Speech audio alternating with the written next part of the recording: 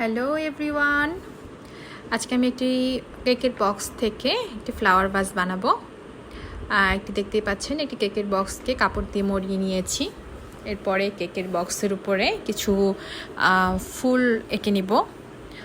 ফুলগুলো একটু সিম্পল আঁকার চেষ্টা করেছি, যাতে খুব সহজভাবে আঁকা যায় বক্সের উপরে।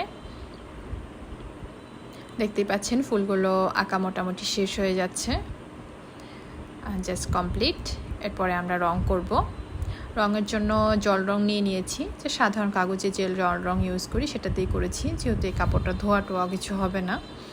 সো এটা কালার যাওয়ার নিয়ে টেনশন করার কিছু নাই।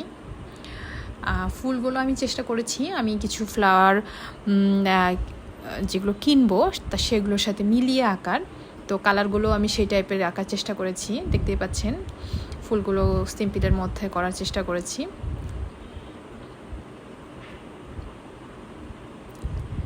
বাস অলমোস্ট রেডি। এখন সাজিয়ে ফেলবো ফুল দিয়ে। দেখুন কেমন লাগছে, সবাই জানাবেন কেমন লাগছে।